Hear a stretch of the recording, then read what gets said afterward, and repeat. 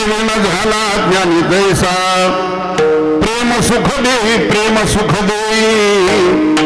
प्रेमाविण नाही समाधान एका जनार्दनी प्रेमाती गोड अनुभवी सुरवाड जाणतील प्रेम सुख देई प्रेमाविण नाही समाधान विठ्ठल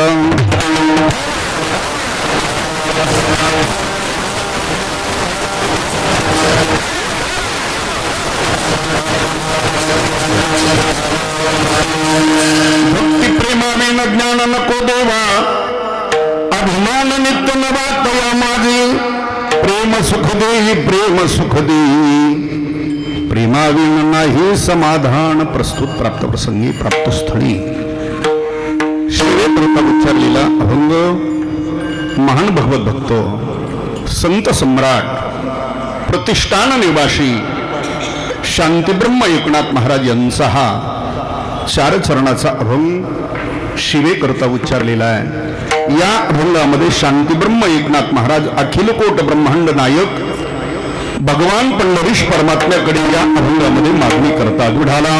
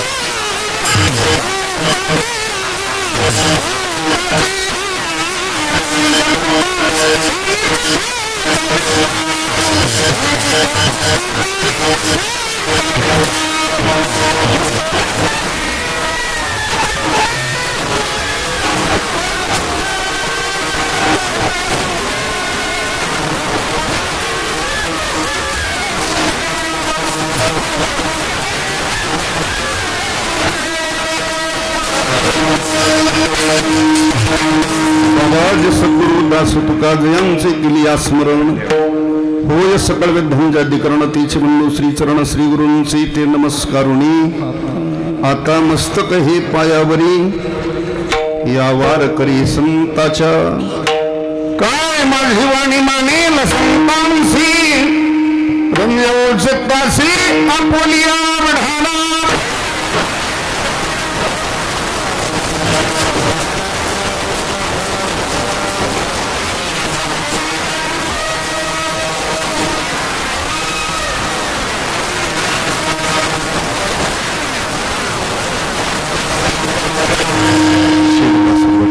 थोडासा परिहार तुम्ही असा प्रतिवर्षाप्रमाणे गेली 26 वर्षापासून चालत असलेला आपला हा अखंड हरिनाम सप्ताह उपस्थित असलेले सर्व भगिनी तरुण मंडळी उपस्थित सर्व कीर्तनकार प्रवचनकार गायक वादक ज्येष्ठ श्रेष्ठ वयोवृद्ध तपोवृद्ध ज्ञानवृद्ध वारकरी संप्रदायावर नितांत श्रद्धा प्रेम असलेली आपण सर्व सुज्ञ मंडळी सर्वांच्या उपस्थितीत सहकार्याने संपन्न होत असलेला थोरा मोठ्यांच्या कृपाशीर्वादाने चालत असलेला आणि आपल्या नाम सप्ताहामध्ये ज्यांच्या मुखातून आपण रोज संतांचं चरित्र श्रवण करताय ते परमार्थ प्रेमी गणेश महाराजांच्या मुखातून आपण ते श्रवण करताय। आपलं वर्ष 26वे ज्ञानेश्वरी पारायण नाही ना काय नाही ठीक आहे पण करा केलं पाहिजे काय जेवढे बसतील तेवढे पण ज्ञानेश्वरी पारायण असलं की सप्ताह जरा थोडंसं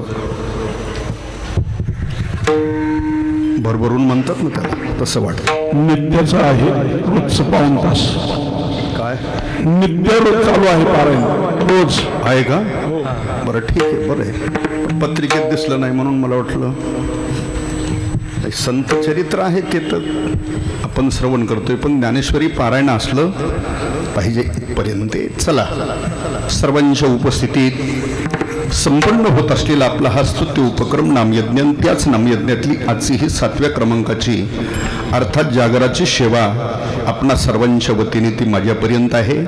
जास्त प्रस्तावना सांगून वेळ घेत नाही. एक तर पहिलंच आपलं 7 ते रोजचा टायमिंग आहे 7 ते आता वाजले 8 म्हणजे आपल्याकडं अजून 1 तास बाकी. चला 7वा दिवस जागराची कीर्तन सेवा आहे. संप्रदायाचा एक नेम अर्थात दंडक म्हणून मागणीपर प्रकरणातील हा अभंग शांतीब्रह्म एकनाथ महाराज यांचा हा अभंग उच्चारलेला आहे.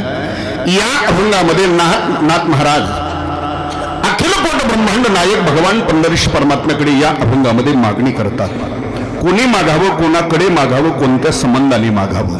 तर ऐका, जीवाने जीवाला मागू नये, जीवाने जडाला मागू नये, तर जीवाने मागितलं पाहिजे. कोणाला म्हणा ना, हा तेवढं तरी म्हणा तुम्ही. देवाला मागितलं पाहिजे. का? जीवाने जीवाकडे मागितलं काही तर जीव जीवाला काही देणार का बरं? जीव म्हटलं की दोन्ही समान आहे, एक दिशी परिच्छिन्न अशा स्वरूपाचा जाणारा येणारा हे दुःख भोगणारा जीव असल्यामुळे जीव जीवाला काही देऊ शकत नाही. हे माझं मत नाही, ज्ञानोबराय म्हणतात. ज्ञानोबराय म्हणतात दोन समान दुःखी एकमेकाला भेटले तर कोण कोणाचं दुःख घालवेल? जीव म्हटलं की दोन्ही समान आहे, दुःखी येणारा जाणारा दुःख भोगणारा असल्यामुळे जीव जीवाला काही देऊ शकत नाही. चला, जडही जीवाला काही देणार नाही, मग म्हणून जीवाने मागितलं पाहिजे. कोणाला? देवाला मागितलं पाहिजे. बरोबर. आणि रोज आपण मागतो का मागत नाही? हा, आपण मागतोच, रोज मागतो. बरोबर. कोणाला? फुकट दर्शन सुद्धा आपण घेत नाही घेत. आपल्या देवघरामध्ये पूजा झाल्यानंतर किंवा मंदिरामध्ये, कुठल्याही मंदिरामध्ये आलो आपण नमस्कार करतो, अर्थात दर्शनाला आल्यानंतर फुकट दर्शन सुद्धा घेत नाही, काहीच मागितलं नाही तर एवढं तरी जीव म्हणतो देवा. तसं ठेव. आता हे कमी मागणं आहे का? रोज मागतो, हे कमी मागणं नाही, सुखात ठेवणं. कारण याला एकट्याला सुखात ठेवायचं म्हणजे याच्या कुटुंबात कोणाला थंडी ताप सुद्धा आली नाही पाहिजे. का? डॉक्टरकडे जावं लागेल, वेळ जाईल, पैसा जाईल. बरोबर. मुलाला टक्केवारी चांगली असली, फुकट नंबर लागला, हे सगळं झालं पाहिजे ना. कमी अधिक झालं तर दुःख होईल. अर्थात ही सर्वात मोठी मागणी. दिनक्रमाने जीव देवाकडे मागतो, पण आपण मागितलं आणि त्याची पूर्तता झाली असं घडलंय का 2025 पर्यंत? अजून घडलं नाही. मागत राहणं हा जीवाचा स्वभाव आहे, मिळो अथवा न मिळो, पण आपण मागावं आणि त्याची पूर्तता भगवंताने करावी. असं जर सज्जनानो जीवनामध्ये वाटतंय तर आपल्या जीवनामध्ये घडलेली काही साधन असावी, घडलेली काही सेवा असावी, काही तप असावं, काही भजन भक्ती घडलेली असावी आणि त्या भजनाचं, सेवेचं, भक्तीचं, तपाचं ऋण देवावर असावं. मग त्यातून उतराई होण्याकरता भगवंताला त्याची इच्छा पूर्तता ही करावीच लागते. ज्या अर्थी आपण मागून मिळत नाही ते प्रत्येकाने समजून घ्यायचंय. मागणे एवढा अजून अधिकार प्राप्त झालेला बरोबर. आपला विषय सोडून द्या आता. चला जीवाचा. अभंगामध्ये मागणारे कोण आहेत? अभंग कोणाचा आहे? हा, मग अभंगामध्ये मागणारे कोण आहेत? शांतीब्रह्म एकनाथ महाराज आहेत. मग नाथ महाराजाला भगवंताकडे मागण्याचा अधिकार होता का? तुमच्या माझ्यासारखं जीवन होतं नाथांचं? तर सज्जनानो, आपल्यासारखं जीवन नाही. नाथ महाराजाला मागण्याचा काय अधिकार आहे? कशावरून सांगतो 1 मिनिटात तुम्हाला. आपल्या वारकरी संप्रदायामध्ये 108 संतांची मालिका आहे. प्रमाणभूत मानलेले संत किती? 108. त्या 108 संतांच्या मालिकेमध्ये संत पंचायतन आहे. म्हणजे त्या 5 संताला आणखी थोडंसं उच्च स्थान आहे. म्हणजे बाकीच्या संताला कमी लेखतात असा अर्थ लावायचा नाही. मग कोणते 5 संत आहेत महत्वाचे? माऊली महावैष्णव ज्ञानोबराय, संत शिरोमणी नामदेव महाराज आहेत, शांतीब्रह्म, जगद्गुरु आणि 5वे निळोबराय. या 5 संताला वारकरी संप्रदायामध्ये संत पंचायतन असं म्हणतात. त्या संत पंचायतांना पैकी एक आहेत. कोण? नाथ महाराज. मी फक्त अधिकार सांगतो. संत पंचायतांना पैकी एक आहेत नाथ महाराज. हा त्यांचा काय अधिकारी. ब्रह्म विष्णू आणि महेश यांचा जो एकत्र अवतार झाला तो कोणता? भगवान दत्तात्रयांचा. ब्रह्म विष्णू आणि महेश यांचा एकत्र अवतार झाला तो भगवान दत्तात्रयांचा. ते दत्तात्रय भगवान नाथ महाराजाच्या दारामध्ये चोपदारकीचं काम करत होते. हा माझ्या नाथांचा काय? दत्त चोपदारी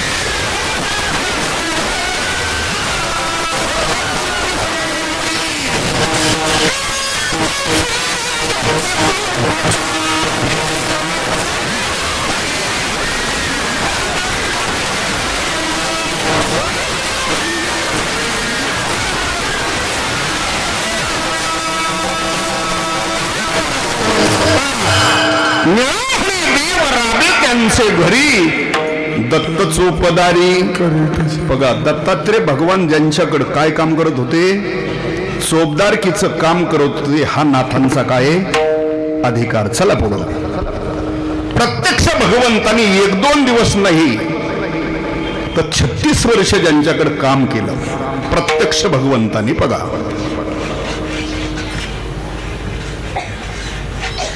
नाथ महाराजांच्या भक्तीचं, सेवेचं, भजनाचं, साधनेचं जे ऋण होतं भगवंतावर, भगवंतानेच वेश पालटला. श्रीखंड्याचा वेश धारण केला. कारण आहे त्या वेशामध्ये जर भगवान गेले तर नाथ महाराजांनी काम करू दिलं असतं काय देवाला? नाही. मग वेश पालटला. श्रीखंड्याचा वेश धारण केला. पैठण क्षेत्रामध्ये भगवान वेश पालटून गेले. नाथ बाबाच्या वाड्यासमोर गेले. जाऊन नाथांचे पाय धरले. कोणी सांगितलं बाबा काम भेटेल का? नाथ बाबांनी सांगितलं बाबा पहिले आहेत ते पुष्कळ आहेत, आता काही कोणाला ठेवायचं? शेवटी हात जोडतोय, पाया पडतोय, विनंती करतोय, या भाऊ उठाला.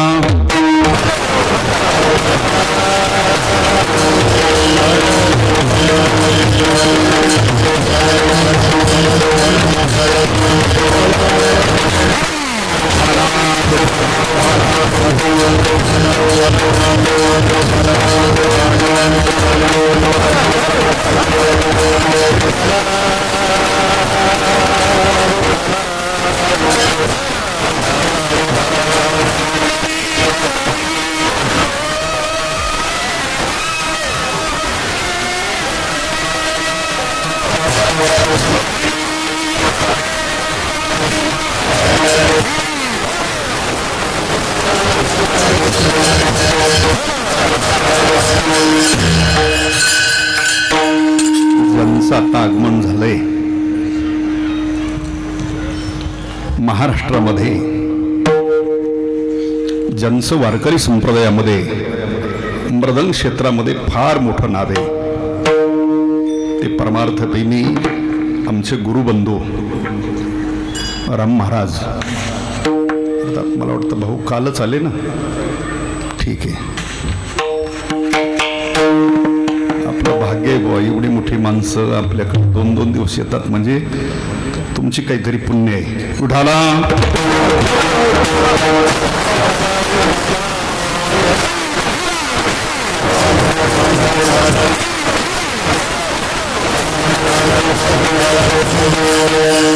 काय चालला होता आपला विषय? ठीक आहे, बरं आहे, हाय तिथंच चला. भगवान हात जोडतात, विनंती करतात, काम भेटेल का? नाथांनी सांगितलं बाबा पहिले आहेत ते पुष्कळ आहेत. शेवटी किव काकुलती येऊन हात जोडतोय, विनंती करतोय, पाया पडतोय, बाबा राहू द्या मला आता तुमच्याकडं. पगार पाण्याची अपेक्षा नाही करत, फक्त 2 टाइम पोटाला द्या, राहू द्या. बघा हात जोडतोय, विनंती करतोय, किव काकून देतोय. तो सामान्य कुणी गडी नाही. ऐका जाना, विश्वनाथासमोर रोम हात पसरतोय, विश्वनाथासमोर रोम हात पसरावा, तो कामा करता हात पसरतोय कोणाकड. आणि त्याची ती किविलवाणी अवस्था पाहिली आणि नाथबाबांनी सांगितलं, बाबा पाहतो घरी विचारून. आई साहेबाला विचारलं, ठेवायचंय का याला. आई साहेबांनी सांगितलं, पहिले आहेत ते पुष्कळ आहेत, आता काही आवश्यकता. जाऊन आई साहेबाचे सुद्धा पाय धरले. सांगितलं, आई साहेब राहू द्या मला तुमच्याकडे, पगार पाण्याची अपेक्षा नाही करत, फक्त 2 टाइम पोटाला द्या. आई साहेब घर कामात सुद्धा तुम्हाला मदत करेल. आणि पुरुषापेक्षा लवकर प्रेम माया उत्पन्न होते. कोणाला. माता भगिनींना. त्याची ती किविलवाणी अवस्था. तो चेहरा पाहिला आणि आई साहेबांनी नाथाला सांगितला, हो असू द्या, राहू द्या त्याला. ए रे बाबा. आता माणूस दुसऱ्याचं नाही ऐकलं तर कुणाचं तर. शेवटी नाथांनी मान्यता दिली आणि आई साहेबांनी सांगितलं, ए रे बाबा. ए रे बाबा आत म्हटल्यानंतर भगवान श्रीखंड्याच्या वेशात होते. वाड्यामध्ये गेले आणि जाऊन लगेच सोप्यावर बसले. नाही बुवा, लगेच उचलली. काय त्यावेळेला काय घरातच नळ फिरवायची व्यवस्था नव्हती. कावड उचलली, पाणी भरण्याचं काम 12 वर्ष केलं.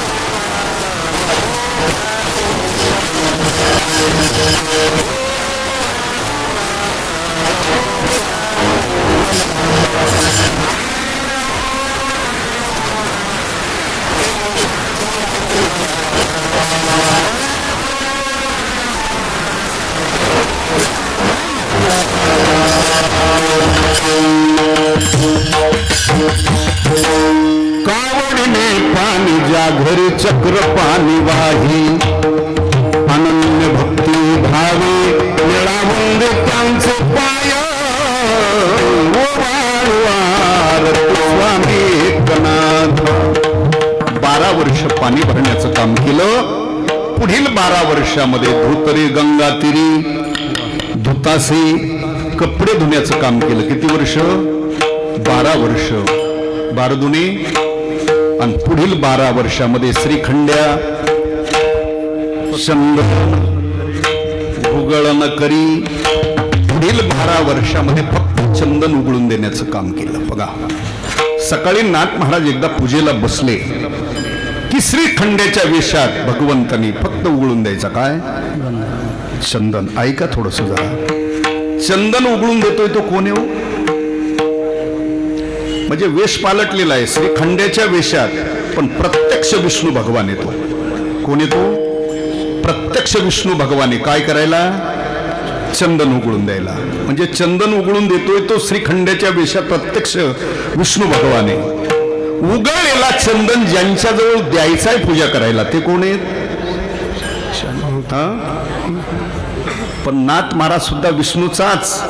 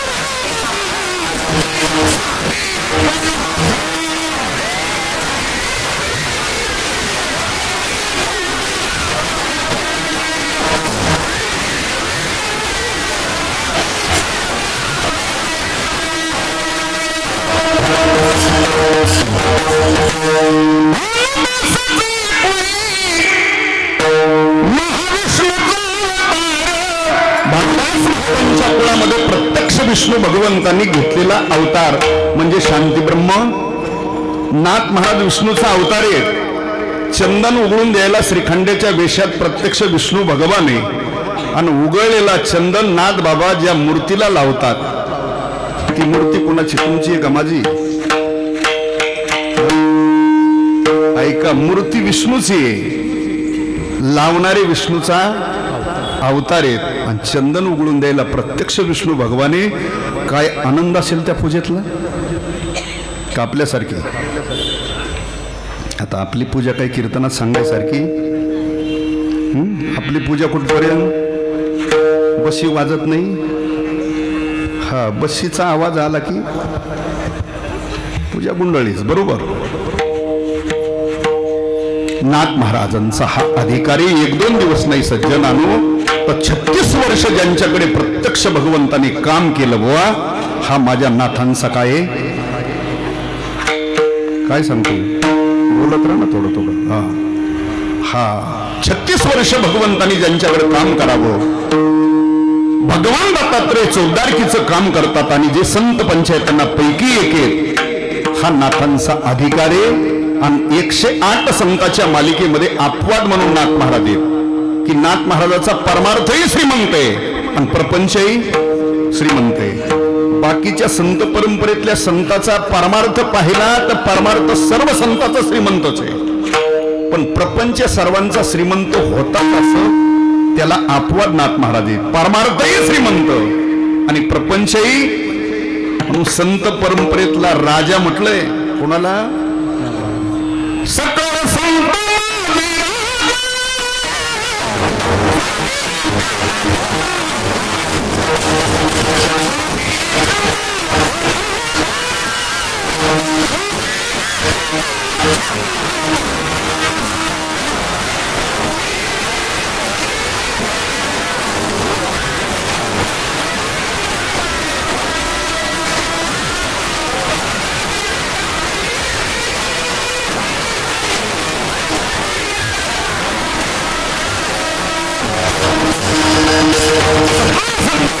राजा स्वामी एकनाथ. हा म्हणजे हा नाथांचा काय अधिकारी. मग नाथ महाराजांकड जो स्वतः भगवानच राबतात, काम करतात, मग त्या नाथ महाराजांना भगवंताकडे मागण्याचा अधिकार असेल का? आपल्यासारखं जीवन आहे, मागण्याचा काय अधिकार आहे. चला, भगवंत देण्याकरता समर्थच आहे, तिथं काही शंका. आणि मागताना सुद्धा तिथं मागावं बरं, की जिथं मागितल्यानंतर 100% मिळल तिथं मागितलं पाहिजे मागणाराने सुद्धा. नाही तर जे आपल्यापेक्षा मुख हात पसरला काय उपयोग होईल? बरोबर. भगवंत देण्याकरता समर्थ आहे आणि समर्थ त्यालाच म्हणतात. कोणाला? समर्थाची काही लक्षण आहे. समर्थ त्याला म्हणतात की ज्याच्याकडे कुठल्याच गोष्टीची कधीच कमतरता नाही. त्याला काय म्हणायचं? समर्थाचे घरी सकळ.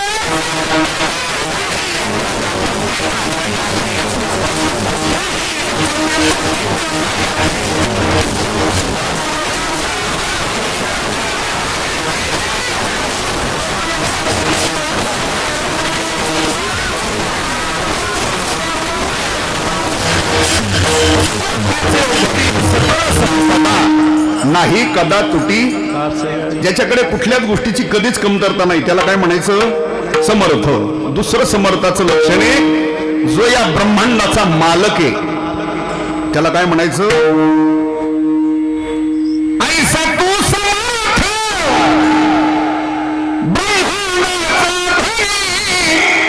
हे जाणून शरण आलो. जो या ब्रह्मांडाचा मालक आहे त्याला समर्थ म्हणतात.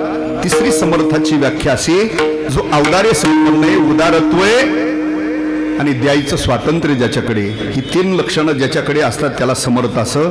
या 3 पैकी एखादं जरी कमी असेल तर तो कोणाला काही देऊ शकत.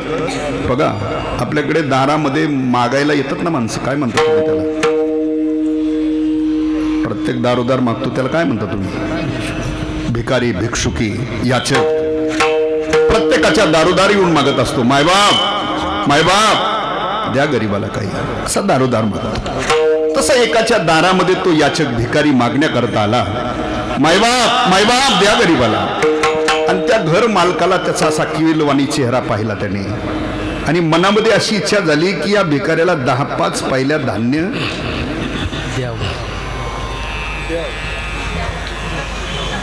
लईच काढली स्थिती. यांच्या पावत्या फडल्यात का सगळ्यांच्या?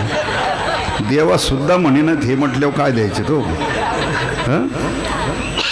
त्या घर मालकाला असं वाटलं, त्याची किविलवाणी अवस्था पाहिली, म्हटलं त्याला 10-5 पायल्या धान्य द्यावा अशी इच्छा झाली, म्हणजे देण्याची इच्छा झाली. घरामध्ये त्याच्याकडे धान्य सुद्धा 10-20 क्विंटल शिल्लक आहे, म्हणजे धान्यही आहे, देण्याची इच्छाही आहे. पण हातात काहीच नव्हतं त्याच्या, तोच तिच्या हातात होता घरवालीच्या. ते घरामध्ये जाऊन बरं डायरेक्ट विचारायचं त्याचं. हा मग जरा वेळ थांबला, मग म्हणू लागला, होय मी काय म्हणतोय.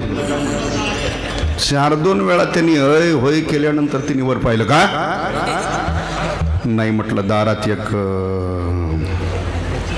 याचक आलेला आहे भिकारी. मग म्हटलं त्याला थोडस, नाही म्हटलं त्याला थोडस काय, नाही म्हटलं त्याला थोडस धान्य देऊ का. हा तुम्हीच तेवढे करणं राहिलात, बसा इथंच. ते तिथंच जाळ सरकीत बसलं. ते याचक उभा राहून निघून गेलं. त्याला वाटलं हे बाहेर येण्याच्या लक्षणातलं दिसत. मला सांगा, त्याची इच्छा नव्हती का? होती. धान्य नव्हतं का?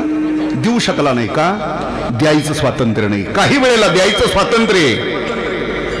स्वातंत्र्य अवदानी आहे, पण देण्याची इच्छाच होत नाही, तोही देऊ शकत नाही. आणि काही वेळेला असं होतं, देण्याची इच्छा आहे, स्वातंत्र्य, पण जवळ काहीच नाही, तोही देऊ शकत नाही. तसं भगवंताच्या बाबतीत असं नाही घडलं.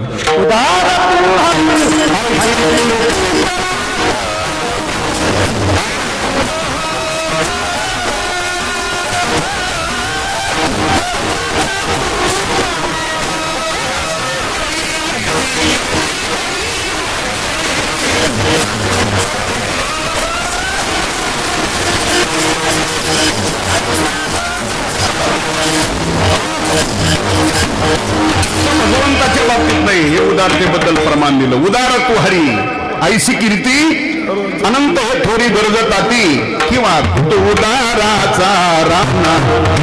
तिसरं प्रमाण असं सांगते, उदाराची राशी उदाराचा राणा. चौथं प्रमाण असं सांगते, विटेवरी ज्याची तोची एक दानशूर. 5वं प्रमाण असं सांगते, तुझा कोणी न देखे उदार, तुझा कोणी न देखे उदार, अभय दानशूर पांडुरंग. अनेक प्रमाण, हजारो कथा आहेत त्याच्या उदारपणाच्या. म्हणजे भगवान परमात्मा उदार आहे. अवदार याच्या बाबतीत विचार केला तर देवाकडे काय कमी. तुकोबराय वर्णन करताना म्हणतात, षड्गुण ऐश्वर्य संपन्न एक भगवंतचे.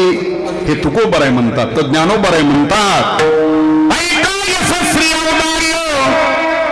ज्ञान वैराग्य ऐश्वर्य हे साही गुण वसती देत भगवान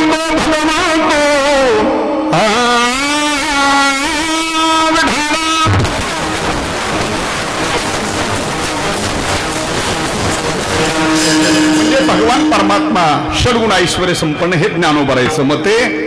तर विष्णू पुराणामध्ये असा श्लोक आलेला आहे, ऐश्वर्यस्य समग्रस्य धर्मस्य यशस्वी. हा म्हणजे षड्गुण ऐश्वर्य संपन्न भगवान आहे, काही कमी नाही. उदारत्व आहे, औदार्य संपन्न आहे. आणि स्वतंत्रतेच्या बाबतीत विचार केला तर ज्या हजारो कथा आल्या, जे जे भगवंतानी ज्या ज्या भक्ताला दिलं ते घरात विचारून दिलं काय देवानी.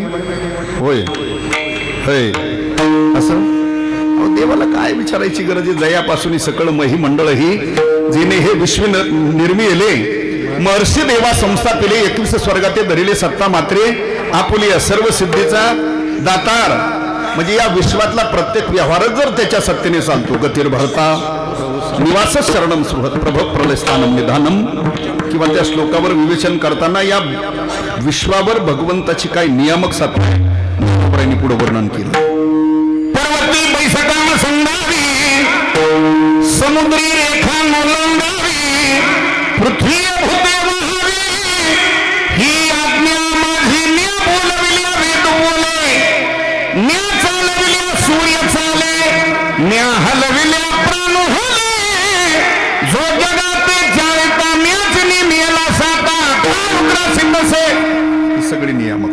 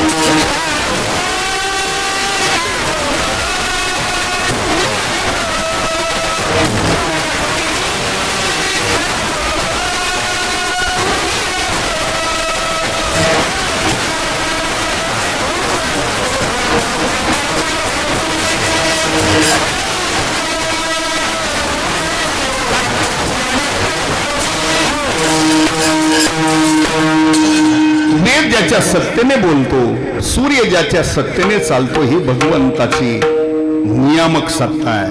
म्हणजे स्वतंत्रता आहे, औदार्य संपन्न आहे, उदारत्व आहे. म्हणून भगवंताला समर्थ म्हणतात. अशा समर्थ भगवंताकडे अधिकार संपन्न असलेल्या नाथांची मागणी एवढाला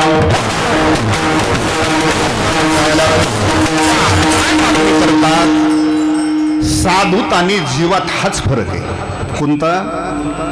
बघा, नाथ महाराज अगोदर नकोय त्याचा संकेत करतात आणि जीवात हा फरक आहे. आपण नकोय ते म्हणणार बघू पुढच्या पंचवार्षिकला, पण जेवढं हवंय ते अगोदर, बरोबर, हा फरक आहे. नाथ महाराज म्हणतात भगवान भक्ती प्रेमावीन ज्ञान नको देवा. भगवान भक्ती प्रेमाविना जे ज्ञान आहे ते मला बघाता. नको म्हणतात ते काय? नको म्हणतात ते काय? ज्ञान आहे. भक्ती प्रेमा विना जरी असेल तर ज्ञानच आहे ना ते. आणि ज्ञानासारखी पवित्र वस्तू या जगात दुसरी, तुमचा व्यवहार असो की परमार्थ असो, ज्ञान जीवनामध्ये नसेल तर पशुतन मानवात काहीच बदल नाही. ज्ञानहीन जीवन म्हणजे पशुतुल्य जीवन आहे. हा, पशुतुल्य जीवन ज्ञानाविना.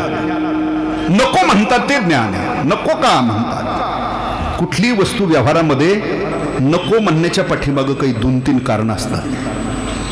कोणती?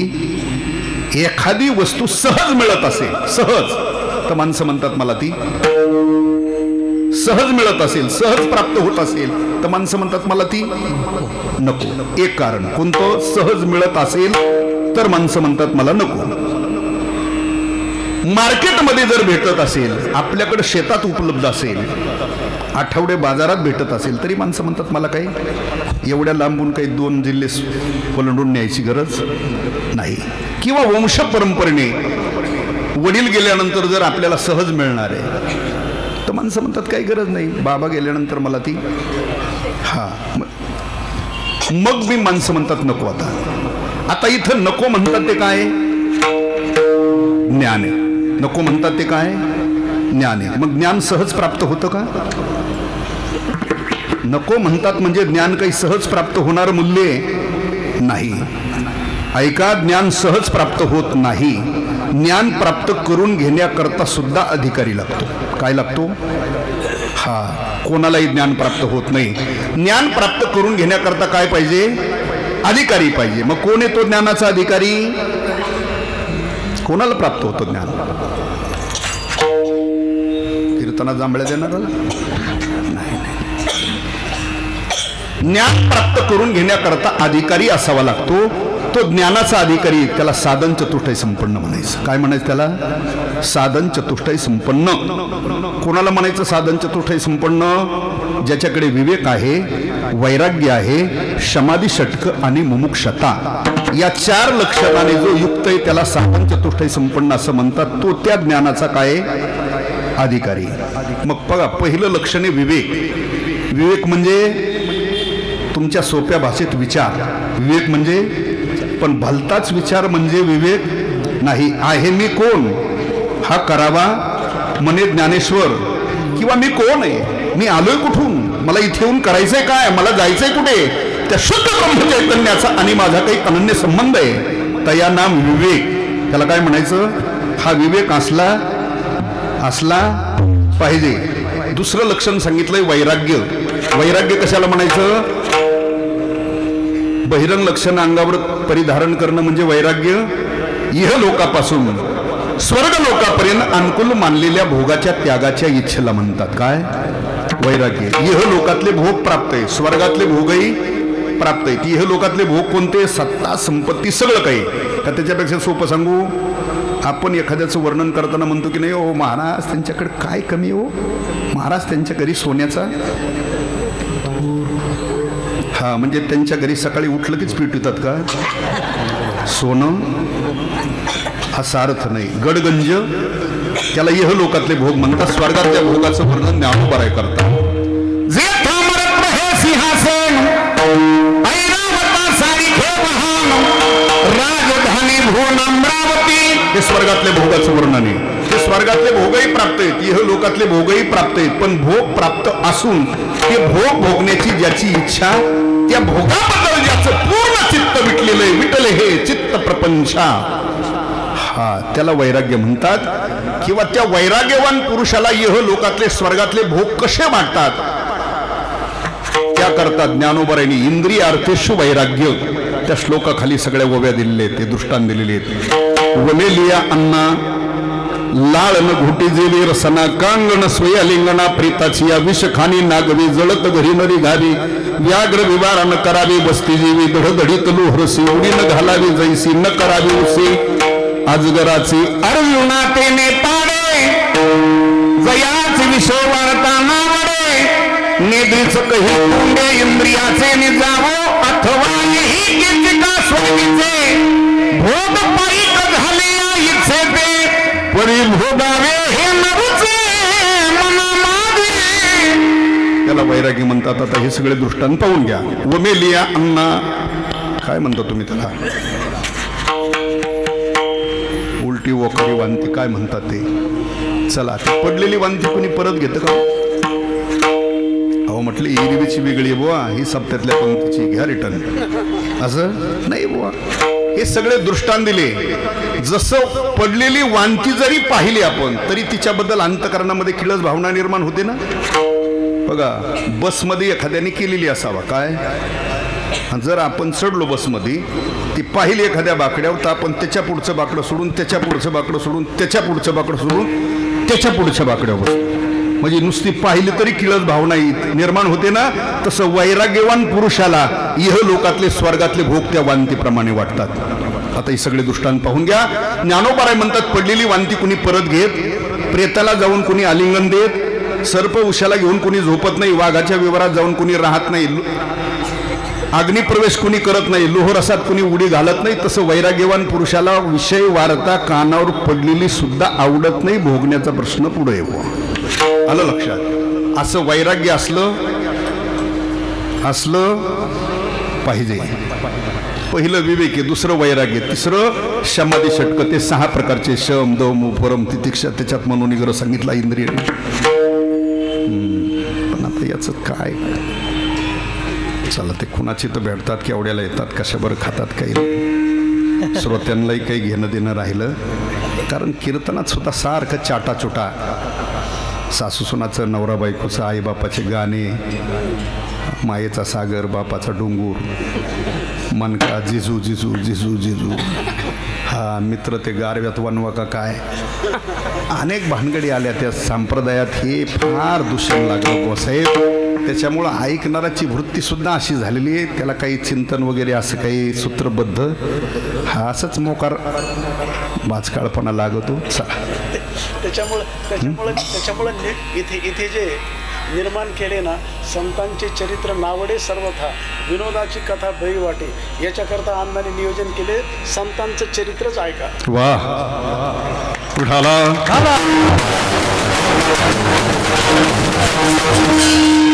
तर मला वाटतं मागच्याही वर्षी आलतो. मागच्या वर्षी आपलं 25वं वर्ष होतं ना. आणि मी पहिल्यांदा माझी काही नेम आहेत विचारून घेतो तारीख घेतानाच. कीर्तनं कोणाचे आहेत पहिलं. जर संप्रदायातल्याच नियमाचे कीर्तन असली तरच मी कीर्तन घेतो, नाही तर मला त्याच्याशी काही घेणं देणं. हा कोणाचा केवढाही सप्ताह असून किती लाखाचा असून कोटीचा असो आपल्या नियमात असलं तरच घर सोडणे, नाही तर जाणे नाही. त्याला काही परंपरा आहेत, काही नियमावली. इथं आता मागच्याच वर्षी सगळी वारकरी संप्रदायातली सुज्ञच मंडळी जाणती मंडळी असल्यामुळं आता यावर्षी पुन्हा काही शंका घ्यायचं कारण नव्हतं. हा नाही तर तरी अजून दुसरा एक नियम असतो. मी पत्रिका पाहतो निघताना कीर्तन कोणाचे. हा जर संप्रदायाच्या बाह्य असलं तरी दांडी हाणून देतो. तुझा सप्ताह तूप आहे, मला काही घेणं. हा तारीख घेतली म्हणजे काय आलंच पाहिजे तुम्ही कसंही केलं तर असं नाही. नियमात असलं तरच जाणं आहे. चला आपला काय विषय चालला होता. समाधी षटक. मुमुक्षता म्हणजे मोक्षप्राप्तीची तीव्र जिज्ञासा. हे 4 लक्षणं ज्याच्याकडे असतात त्याला साधन चतुष्टय संपन्न असं म्हणतात. तो त्या ज्ञानाचा काय अधिकारी म्हणजे त्याला प्राप्त होतं काय ज्ञान. दुसरं कारण ज्याचे मल आणि विक्षेप 2 दोष गेलेले आहेत. योग्य अधिकारी श्री गुरु भेटले तरी त्याला प्राप्त होईल काय. किंवा तिसरं एक कारण सांगितलं जो श्रद्धावान आहे. श्रद्धावान लभते तत्परसित इंद्रिय हा ज्ञानम लब्धा परम शांती. हा म्हणजे ज्ञान मला इतकं सांगायचं की ज्ञान सहज प्राप्त होत नाही. ज्ञान प्राप्त करून घेण्याकरता सुद्धा काय लागतो अधिकारी. म्हणजे ज्ञान सहज प्राप्त होत नाही तरी महाराज म्हणतात मला ते नको. बरं ठीक आहे नको म्हणतात. मग ज्ञान बाजारात भेटतं काय, रानावनात भेटतं का नाही भेटत. नाथांचंच प्रमाण एक असं ब्रह्मज्ञान नाही मिळत हे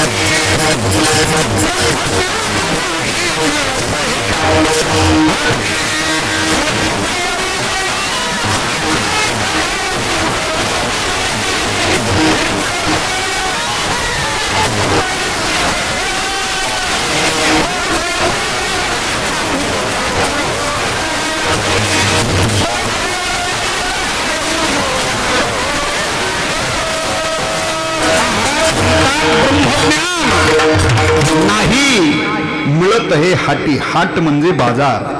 बाजारात ब्रह्मज्ञान भेटत हिंदता कपाटी राणी वनी. दर्या खोऱ्यात राना वनात बाजारात ब्रह्मज्ञान भेटत नाही तरी म्हणतात मला नको. वा. तिसरं कारणे ज्ञान वंश परंपरेने भेटत नाही. हेही लक्षात ठेवा. बऱ्याच वेळेला भाऊ कधी कधी माणसं म्हणतात काय महाराज 2-3 पिढ्या झाल्या त्यांच्या परमार्थात आहे त्याच्यामुळे त्यांना सहज प्राप्त झालं असं होतं काय नाही. ज्ञान हे ज्याचं त्याला मिळवावं लागतं. वंश परंपरेने परमार्थात संप्रदायातली तुमच्या 2 पिढ्या 3 पिढ्या 4 पिढ्या परमार्थात असतील तर तुम्हाला परमार्थाचे संस्कार भेटतील. काय भेटतील परंपरे. कारण घराण्यामध्ये 4 पिढ्यातली वारी बुवा भजने व्रतवैकल्ये हे घराण्यात चालत आलेले आहेत. ते परमार्थाचे तुम्हाला संस्कार भेटतील. ज्ञान भेटणार नाही. ज्ञान हे ज्याचं त्यालाच. वंश परंपरेने बाकी सगळं तुम्हाला मिळेल, सगळं भेटेल. वडील गेल्यानंतर सगळं मिळेल पण ज्ञान नाही. कसं आहे का बुवा वडील गेल्यानंतर बाकी सगळं स्थावर मालमत्ता, शेती वाडी, प्लॉट फीट, गाड्या घोड्या, काय पैसा अडका, ते गेल्यानंतर आपण वारस लागतो ना, मिळतं की नाही? का ज्ञानही मिळतं? बघा तुम्ही, श्रीमंत मनुष्य आहे, किती श्रीमंत, 200 एकर क्षेत्र आहे त्याचं, किती? आणि 200च्या 200 एकर लावलेला आहे, ऊस लावलेला आहे. तब्येतही तशी आहे, तब्येतीने स्ट्रॉंग आहे, सज्जाबडा आहे, कांबळ सुटलेली, 4 मुलं आहेत, 2 कोटीचा बॅलन्स आहे, चौघालाही बंगले बांधलेले, प्रत्येकाला 4 व्हीलर 2 व्हीलर ट्रॅक्टर, गाड्या घोड्या सगळं काही. आणि तसा विद्वान पंचकृषीत कोणी नाही, ज्ञानी. 110 वर्ष जगलं म्हातारं, किती वर्ष? आणि एक दिवशी अचानक आला, काय आता ते तर म्हणा ना, का ते काय ज्ञानेश्वरीतलं नाही, ते आला म्हाताऱ्याला एक दिवशी अटॅक, गेलं म्हातारं. गेल्यानंतर त्याचं 10वं 13वं 14वं सगळं झालं. आणि सगळं झाल्यानंतर ते 4ही भाऊ एकत्र आले, म्हटले व ठीक आहे, दादा होते तोपर्यंत आपलं सगळं ठीक आहे, म्हटले आतापर्यंत चाललं होतं, पण मला वाटतं आपलं ही ओवी तुमच्या जास्त पाठ आहे ना, यांच्यापेक्षा जास्त पाठ आहे तुमची. कोणती? हा, घ्या म्हटले, आपलं घ्या तर घ्या. 4 जवळची भाऊबंदातली 4 शहाणी माणसं बोलवली, नातेवाईकातली 4 बोलवले, घेतले, झाले विभक्त.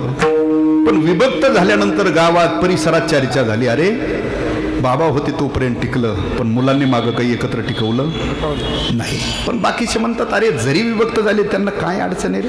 म्हटलं कसं काय? अरे 50-50 एकर बागायती क्षेत्र वाटून आलंय त्यांना, काय अडचण आहे विभक्त झाली तरी? बॅलन्स 50-50 लाख रुपये एका एकाला वाटून आलाय, प्रत्येकाला स्वतंत्र बंगला आहे, प्रत्येकाला गाड्या घोड्या ट्रॅक्टर सगळं काही आहे. पण एक म्हणतो, अरे आपल्या पंचकृषीत तसा विद्वान तसा ज्ञानी कुणी? त्याच्यातला एक म्हटला, अहो ते ज्ञान सुद्धा 4ही पोरांना दिलं सारखं वाटून.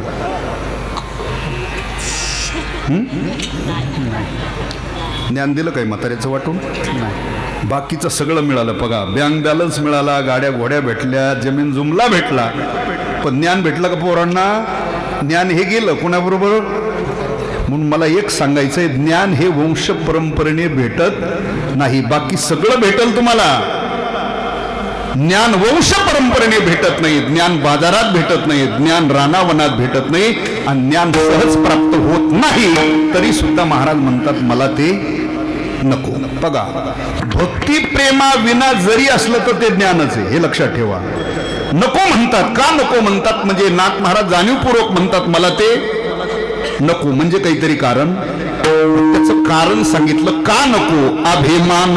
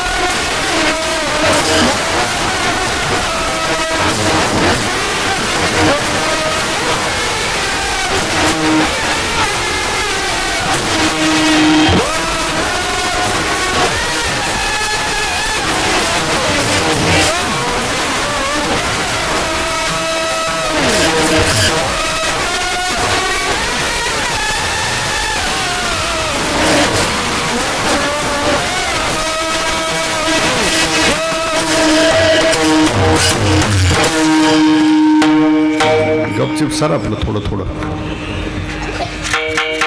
थोडं थोडं या आपलं. ये दादा इथं ये इथं. मी काय करीत नाही ये ना. हा गपचिप सर का थोडं थोडं सांगतात माझं अडचणी म्हणून. हा तुम्ही बसा तिथं ताई. उडाला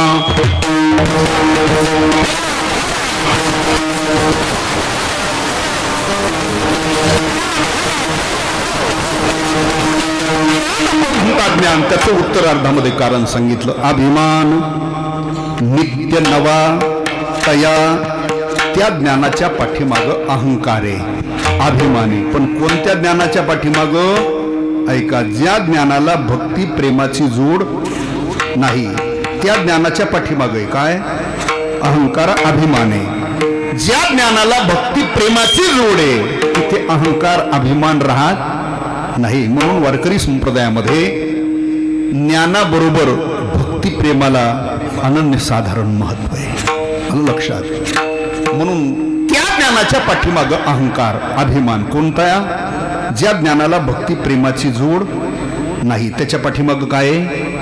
अहंकार आहे. अभिमान नित्य नवा तया कोणाचं मते? नाथांचं मते. त्या ज्ञानाच्या पाठीमाग अहंकार अभिमाने म्हणून मला ते नको. चला पुढं. ज्ञानोबारायचं सुद्धा मत तेच आहे. ज्ञानोबाराय म्हणतात तो अहंकार अभिमानच असा आहे. बघा, जो ज्ञानी ज्ञानी ज्ञानी म्हणून घेतो ना त्याच्या पाठीमाग हातपाय धुवूनच लागतो. तो कोण? अहंकार. काय उगी ती वा नवल अहंकाराची गुठी विशेष न लगे अज्ञाना पाठी. काय म्हटलं इथं? विशेष न लगे अज्ञाना. जे अज्ञानी ना विशेष करून त्याच्या मागं लागत. सोप्या भाषेत सांगू, अज्ञानी म्हटलं लिंबू टिंबू म्हणून सोडून देतो. पण सज्ञानाच्या झुंबेकाठी नाना संकटी नाचवी. सज्ञानाच्या झोंबेकंठी नाना संकटी नाचवतो. म्हणजे काय करतो? सारखा मी करायला होतो. या पंचक्रोशीत माझ्यासारखा नाही. पुण्यात तर जिल्ह्यात ते सारखं इथं हात लावतं ना माझ्यासारखा. ते गपच बसू देत नाही ना. सज्ञानाच्या झुंबेकंठी नाना संकटी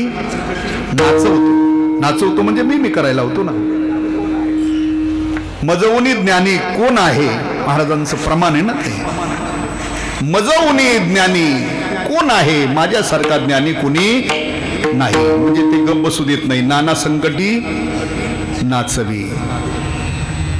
ते गप्पच बसू देत नाही ना.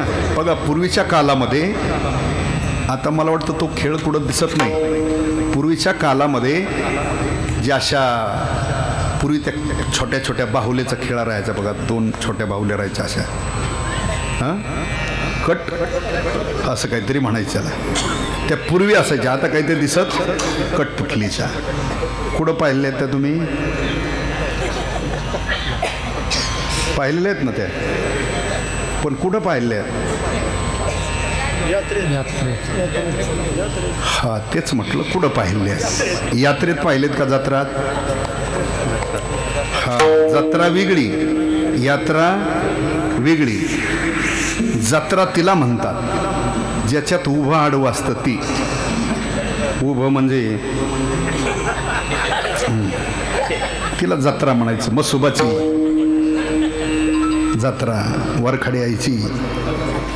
हा, देवही त्याच मापाचे, आहारही त्याच मापाचा, भक्तही तसे दलिंदर. ते सगळा कार्यक्रमच वेगळा आहे. त्याला काय म्हणायचं? पूर्वीच्या कालामध्ये काही यात्रा असायच्या. म्हणजे आपला ग्रामदैवते, कुळदैवते याचा वार्षिक उत्सव व्हायचा. काही भागामध्ये ज्योतिबाची, मारुतरायाची, देवीची, ज्योतिबाची अशी कुठली तरी. आणि मला वाटतं त्या काळामध्ये जास्त यात्रा त्या चैत्र वैशाखात राहायच्या. उन्हाळ्यात लोकही मोकळे राहायचे. जुना काळ होता आणि एखादी यात्रा असली की 10-5 खेड्यावरची माणसं तिथे यायची. बरं कामं नव्हते, काही बागायत नव्हतं, लाईट नव्हतं, काय नव्हतं. बरं त्यावेळेला 5-10 रुपये असले म्हणजे भरपूर व्हायचे, सगळी चंगळच व्हायची आणि यायचे ते लोक. बरं पायीचे यायचे खेड्यावरचे लोक. तिथं नाना प्रकारचे खेळ. आता तिथं काही माणसं आल्यानंतर कधी थांबत नव्हते एका जागेवर. घेतलं देवाचं दर्शन तर घेतलं, नाही तर सारखं त्या यात्रेत भर इकडून तिकडून सारखं फिरणार. ऊन लागत आहे, फुपाटा उधळतोय, पण ते फिरत राहणार. काही मग तिथं ते राडगाड घासायचं. बसत नव्हतं, ते पैसे घालीत नव्हतं, पण आनंद बसलेले इतकंच घ्यायचं तिथं उभा राहून. हा आनंद घ्यायचं ते फिरकं नाना प्रकारचे खेळ राहायचे. आता काही तशा यात्रेत गेलेले फसतातही भाऊ. कारण त्या गावाला येणारे जे रस्ते असतात त्या रस्त्यावर काही माणसं टेबल टाकून बसलेले असतात. 10ला 20, 20ला 40, 40ला 80, 80ला 160. आणि खेड्यावरचे काही गाभोळे गडी गेले का तिथं डोक्यात काय चाललंय. मग ते माणसं लुटायच बसलेले असतात ना. आणि त्याला वाटतं बरोबर मी सुद्धा. मग त्याने घरीहून जे 5-10 आणले ते म्हणतं हां माझे 10. आणि एकदा का ते गेले की चहाला मोकळं झालं ना ते. तसे नाना प्रकारचे खेळ त्या यात्रेमध्ये. तशा यात्रेमध्ये तो खेळ असायचा. कशाचा? बाहुल्याचा. सगळ्या लोकांची झुंबड पडलेली असायची बघायला. जो येईल तो पहिले जे पाहतात त्याच्यावरून पाहतात. आणि त्या छोट्या बाहुल्या अशा टुनून नाचतात. बाहुल्या नाचत नव्हत्या, नाचवणारा वेगळा आहे. त्या बाहुल्याला 2 बारीक सूक्ष्म धागे असायचे. फार लक्ष देऊन पाहिलं तर ते धागे दिसायचे. आणि जो नाचवणार आहे त्याने 2 बोटामध्ये असं त्या मेनाच्या गुंडीमध्ये चिकटवलेले असतात. मागं हात टांगून असं उभं राहायचा, मागं तो बोट हलवायचा. जसे बोट हलवेल तशा त्या नाचायच्या. मला हेच सांगायचंय, बाहुल्या नाचत नाही, नाचवणारा वेगळा आहे. तसं ते सारखं हात लावतंय ना. हा कारण ते गप बसू देत नाही ना. सज्ञानाच्या झुंबे कंठी नाना संकटी. हे ज्ञानोबरायचं मत आहे. चला पुढं तुकोबरायचं मत पहा. तुकोबराय म्हणतात ज्ञान कितीही मिळवलं पण त्या ज्ञानाचा जर तुम्ही बाळगला काय हा तर उद्धार होत नाही. त्याला जावं लागेल पुढं. तुका म्हणे नरकी घाली अभिमान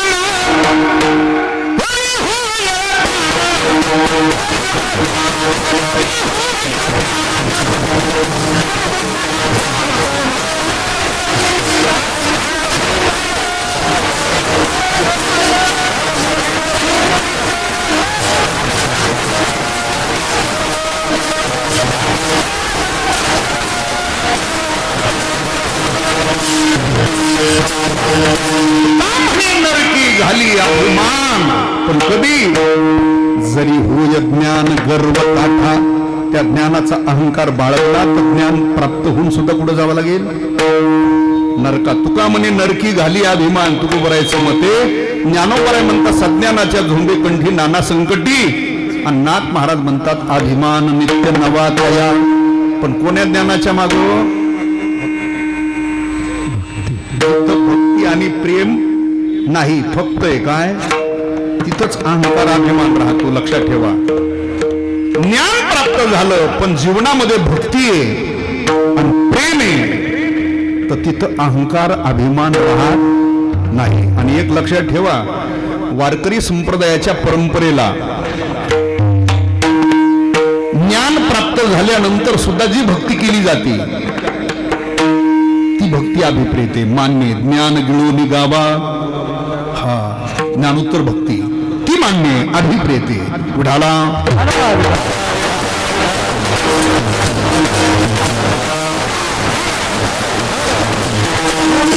ज्ञान जेवढं महत्वाचं आहे तेवढं जीवनामध्ये परमार्थामध्ये साधना करताना भक्ती आणि प्रेम महत्वाचं आहे. लक्षात ठेवा बरं. कारण भक्ती ही सर्वश्रेष्ठ साधना आहे कलियुगामध्ये. कदाचित कधी कधी भक्ती जरी तुमच्या जीवनामध्ये असेल तरी तुमच्या जीवनामध्ये भक्ती निश्चिम असेल तर ज्ञान प्राप्त होईल.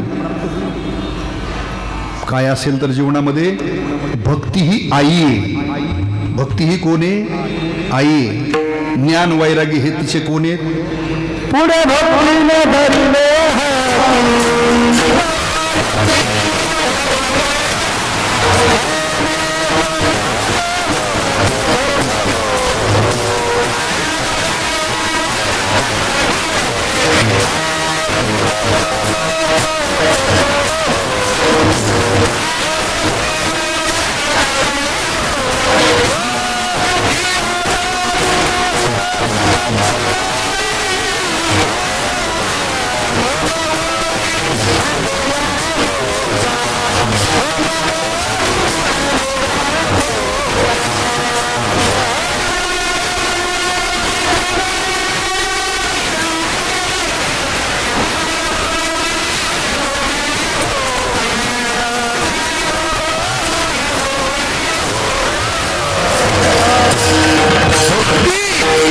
आई. भक्ती कोण आहे? ज्ञान वैराग्य तिचे कोण आहेत? रोज प्रमाण म्हणतो आपण, ऐकतो.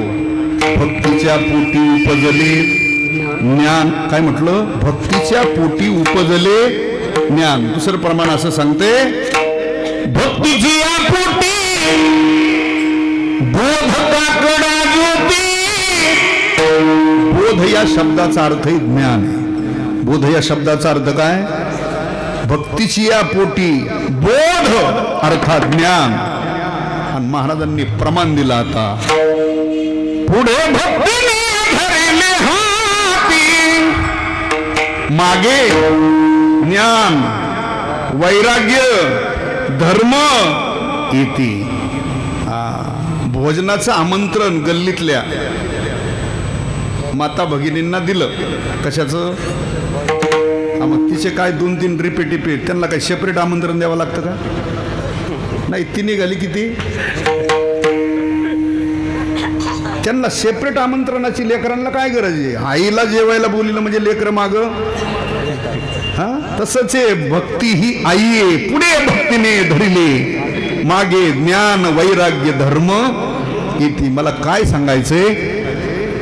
विशेष करून भक्ती प्रेमाला महत्व आहे. आणि ज्याच्या जीवनामध्ये भक्ती प्रेमासह ज्ञान आहे ते मोक्षाला कारण आहे, उद्धाराला कारण आहे, ते जन्म मरणाच्या निवृत्तीला कारण ज्ञान आहे. पण जीवनामध्ये भक्ती नाही, प्रेम नाही, ज्ञान मिळवलं तर नाथ महाराज म्हणतात त्याच्या पाठीमाग अहंकारे अभिमानी. अभिमान नित्य नवा. म्हणजे त्या ज्ञानाच्या पाठीमाग अहंकार अभिमाने. म्हणून मला ते नको. विढाला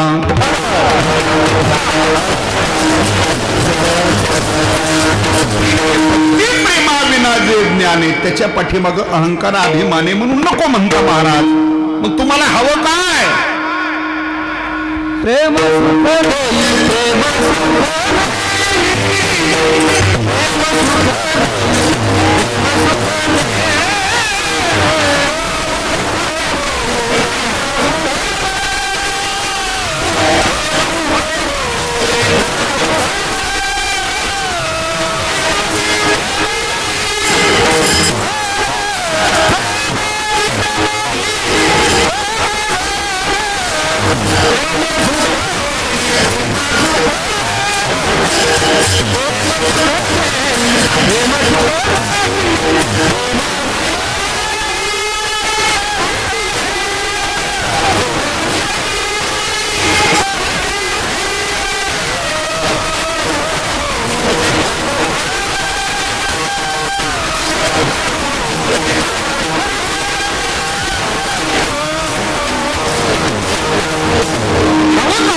महाराज तुम्हाला महाराज म्हणतात द्यायचं असेल भगवान तर प्रेम सुख दे. प्रेम सुख दे का? प्रेमाविन नाही. बघा नाथ महाराजांनी जाणीवपूर्वक आता काय मागितलं? प्रेम मागितलं ना. द्यायचं असेल तर भगवान काय द्या? प्रेम सुख दे. प्रेम सुख दे का? तर प्रेम जीवनामध्ये तेवढंच महत्वाचं आहे. तुमचा व्यवहार असो की परमार्थ असो, दोन्हीतही गरज आहे. कशाची? प्रेमाची. बघा कुटुंब व्यवस्था चालण्याकरता एकामेकाबद्दल काय पाहिजे? बरोबर. त्याच्याशिवाय कुटुंब चालत. मला सांगा, भावाभावात काय पाहिजे? प्रेम. जावा जावात, सासू सुनात, बापलेकात, पती पत्नीत. हां, त्याच्याशिवाय तुमचा प्रपंच चालत. चला, एखादं मंडळ आहे, एखादी ट्रस्टी आहे, गाव आहे, मंडळ एकत्र चालण्याकरता मंडळातल्या एकामेकाबद्दल पाहिजे ना. ट्रस्टीत एकामेकाबद्दल पाहिजे, गावात एकामेकाबद्दल जर प्रेम असेल तर गाव. मग सामान्य तुमचा व्यवहार कुटुंब चालण्याकरता, मंडळ चालण्याकरता, ट्रस्ट चालण्याकरता, गाव चालण्याकरता सुद्धा गरज आहे. कशाची? आलं लक्षात? त्याच्यापेक्षा पारमार्थातली साधना करत असताना अति महत्वाचं आहे काय? प्रेम. परमार्थामध्ये कुठलीही साधना करताना आपण वारी करतो, पारायण करतो, नित्यनेम करतो, पूजापाठ करतो, व्रतवैकल्य करतो, श्रवण करतो. परमार्थातलं जे जे साधन करतो, जे जे कर्म करतो, ते प्रत्येक कर्म करत असताना त्याच्याबद्दल काय पाहिजे? प्रेमाविन भजन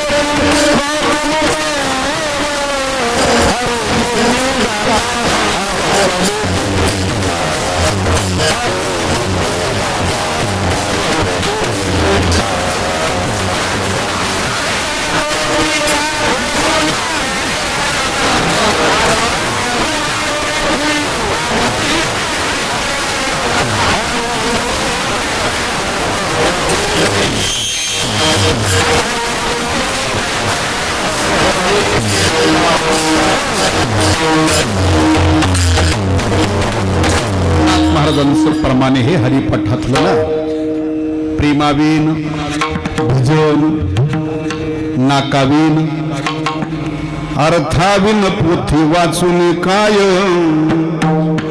अर्थाशिवाय पोथी वाचण्याला किंमत. हा बघा, आता थोडीशी माणसंही सुज्ञ झाली, श्रवण करणारी, सांगणारे वक्ते आता संप्रदायात एकापेक्षा एक विद्वानही आहे. पण जरा 30-40 वर्षाच्या मागचा जर काल पाहिला, 30-40 वर्षाच्या पाठीमागं, त्यावेळेला एवढे पारायण सप्ते नव्हते, एवढे वारीला माणसं जात नव्हते, एवढे सुशिक्षित, एवढे ज्ञानी, पण श्रद्धावान निश्चित होते. जुन्या काळामध्ये माणसं जरी ज्ञानी नव्हते पण श्रद्धावान निश्चित होते. त्या काळामध्ये 40-50 वर्षापूर्वी खेड्यापाड्यामध्ये सुद्धा, पण त्यावेळेला जास्त परमार्थ करायची माणसं श्रावण महिन्यात. कोण्या महिन्यात? हा, श्रावण महिन्यात. म्हणजे एकदा ती आषाढातली ती अमावस्या झाली ना, हा चला, ती गटार अमावस्या झाल्यानंतर श्रावणाच्या प्रतिपदेलाच एकदम धुतल्या तांदळासारखेच गडी व्हायची. कारण तिथं जवळ कुठे एखादी विहीर असेल, बारव असेल, नदी असेल, जाऊन दिवसाबरोबर कपड्यासहित स्नान करणार, एखादी कळशी चरवी भरून महादेवाला म्हणा मारुतीला रोज महिनाभर पाणी घालणार, वल्या कपड्यानेच सुचिर होत राहणार, म्हणजे जरा सोवळं राहणार. त्या महिन्यातले 4 सोमवारी किंवा 5 सोमवारी व्रत करणार. आणि त्यावेळेला सगळी गावातच माणसं राहायची, खेड्यापाड्यात सुद्धा, आणि प्रत्येक गल्लीत एखादा ग्रंथ लावलेला राहायचा. आता ते ग्रंथ काही विचारसागर, पंचदशी, ब्रह्मसूत्र ऐकत नव्हते लोक. मग हरिविजय, रामविजय, भक्तिविजय, पांडव प्रताप, शिवलीलामृत, काशीखंड, नवनाथ असे हे कथानक ग्रंथ लावायचे प्रत्येक गल्लीबोळ. आणि त्यावेळेला 4-2 वाचक असायचे, सूचक एखादा असायचे, म्हणजे अर्थ सांगणारा. आता त्याचे काही भांडारकराचे पुस्तकं झालेले आहेत, व्याकरणाचे पुस्तक, असं काही नव्हतं. पण त्यांनी अनेक वेळा त्या कथा ऐकलेल्या असल्यामुळे बरोबर त्या अनुषंगाने तो अर्थ सांगायचा. आणि लोक सगळी जमायची कथा ऐकायला ते. आणि त्याच्यात कथा आहेत ना सगळ्या, हे सगळे तुम्हाला जी 5-10 ग्रंथाची नावं सांगितली, या प्रत्येक अध्यायात काय आहेत सगळ्या. आणि कथा गोड वाटतात ऐकायला, काही म्हणजे बुद्धीलाही ताण होत नाही, ऐकण्याची थोडीशी. हा, पण सूचक एखादाच असायचा, म्हणजे अर्थ सांगणारा, पण ते फुगरी चोटच राहायचं. हा, बाकीचे सगळे बरोबर 8ला म्हणलं तर सगळे जमा व्हायचे, ते लवकर येणारच नाही. जरी कोणतरी म्हणायचं पगार या असते नाही इथं घरी आणा बरं बोलून एखादं पोर हो चला ना हा हा भजन करा आलो त्याला माहिती मी नाही गेलो तर तिथं अर्थ सांगायला कुणी बरं त्याला काही मी अगोदर सांगितलं ना त्याचे काही व्याकरण भंडारकराचं काही झालेलं आहे असं काही नाही ते बरोबर त्या अर्थाने अनुमानाने बरोबर सांगायचं ते अर्थ आता प्रत्येक अध्यायामध्ये कथाच असल्या प्रत्येक अध्यायामध्ये कथाच आहेत ना पण तरी त्या अध्यायाचा सारांश म्हणून एक 4-5 ओव्या चिंतनीय असतात त्याचा गर्भित अर्थ असतो तशी कठीण ओवी असली तर यालाही काही मेळ लागत नसेल तशी कठीण ओवी एखाद्या वाचकाने वाचली त्यांनी एवढंच म्हणायचं हा ते फार गहन आहे चला पुढे पुढे एखादी अवघड ओवी झाली तर फक्त शब्द बदलायचा हा ते फार कठीण आहे अरे गहन आहे कठीण आहे चला पुढे कुठं मसन वाटत नाही तो यांना गहन काय कठीण काय असा जर अध्याय संपून गेला तर ऐकणाऱ्याला काही माती कळेल का म्हणजे अर्थाशिवाय पोथीला किंमत नाकाविन मोती हा नथ शोभती बरोबर पण कोण्या बाईच्या नाकात बाळा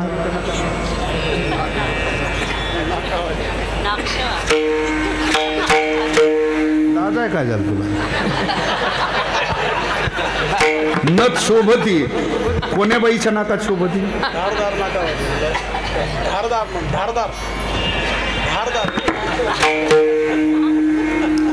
लाज होतोय तू काही कुंभमेळ्यातला साधू नाही हो चल जिचं तलवारीच्या धारेसारखं आहे काय त्या नाकात शोभती काय मग तुम्ही म्हणणार जिला कमी तिने घालू नये का माझं असं दुमत नाही तू अशा दोन्हीकून दोन घालवाय पण नाथांचं मत येते नाकाविन मोती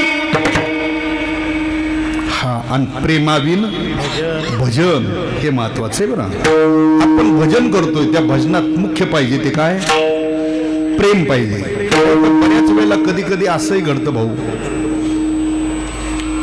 ज्या काही गाणाऱ्यांना संप्रदायाचा वारसा नाही त्याला अजून हेच कळालं नाही अभंगासाठी चाल असते का चालीसाठी अभंग असतो अजून मेळ लागला ते त्या शब्दाची किती वडाताण झाली त्याला काही घेणं नाही त्याच्या चालीत बसलं पाहिजे मग त्याच्यासाठीच मला वाटतं महाराज म्हटले राग आळवितो काय गातो ते कळेना म्हणजे बऱ्याच वेळेला त्या चालीमुळं त्या शब्दाची ओढाताण होती त्याचा अर्थ बदलतो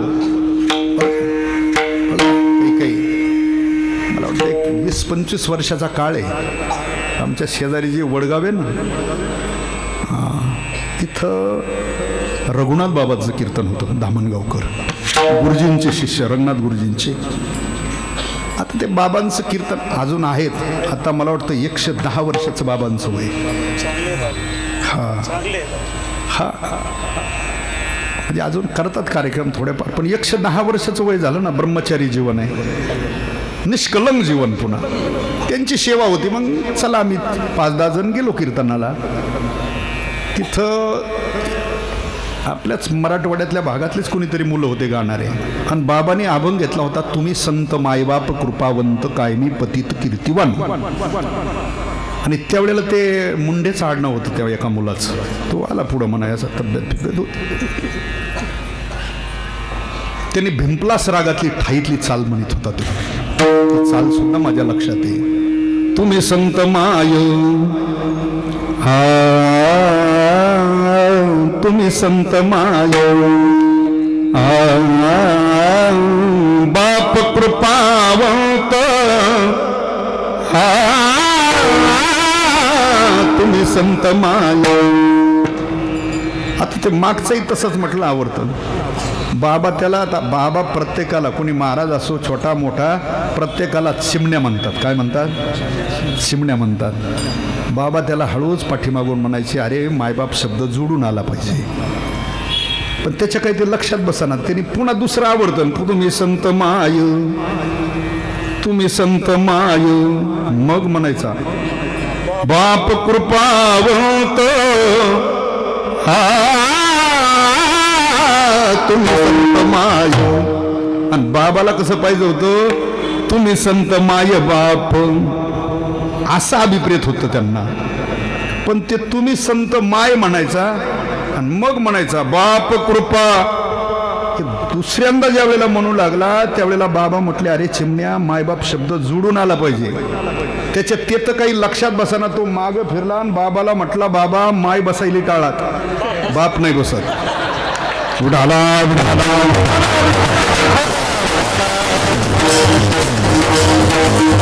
तू काय म्हणतोय माय बसायली टाळात, बाप नाही बसत. मग याच्याकरताच मला वाटतं ते प्रमाणे राग आळवितो नाना काय गातो ते कळे ना. एक लक्षात ठेवा भजन आपण किती गातो कसं गातो त्यापेक्षा ते प्रेमाने कसं गातो. नाही ते एक लक्षात ठेवा काही काही भजन म्हणणारी माणसं आहेत पण चेहऱ्यावर प्रसन्नता नाही. मग महाराज म्हणतात थोडीली गौरी दिशे जायचा. हा माझं मत असं आहे म्हणजे महाराजांचं मत आहे थोडं मन पण प्रेमाने मन. नाही तर मग महाराज म्हणतात तसलं भजन म्हणूनही उद्धार होईल अशी शाश्वती भजन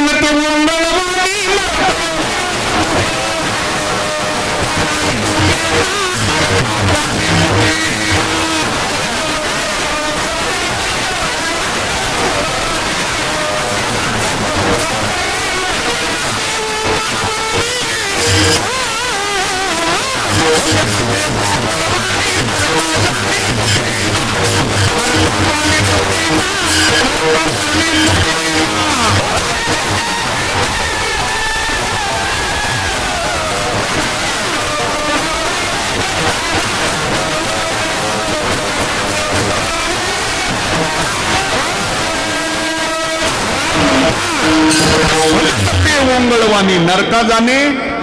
हा म्हणजे तसलं भजन म्हणूनही जावं लागेल. हा म्हणून तुम्ही परमार्थातली कुठली साधना करता वारी करता श्रवण करता नित्यनेम करता भजन करता हे सगळं करत असताना कुठलंही कर्म करताना त्याच्यात काय पाहिजे प्रेम महत्वाचं आहे. मी याच्याकरता सांगतो साधना करताना परमार्थामध्ये प्रेमाची फार गरज आहे. प्रेमाने साधना असली पाहिजे परमार्थामध्ये. बरं ठीक आहे मग प्रेमाने साधना केली पाहिजे. परमार्थामध्ये साधना करताना प्रेम असलं पाहिजे. मग ते देवाकडेच का मागितलं पाहिजे दुसरीकडे भेटत नाही का प्रेम. प्रेम भेटतं का दुसरीकडे नाही भेटत का. एक लक्षात ठेवा ग्रंथ शिकून नाथ महाराजांचंच मत आहे. नाथ महाराज म्हणतात ग्रंथ शिकून ज्ञान मिळवता येईल. येतंय लक्षात. ग्रंथ शिकून काय मिळवता येईल ज्ञान मिळवता येईल. ग्रंथ शिकून प्रेम मिळवताच येईल असं नाही.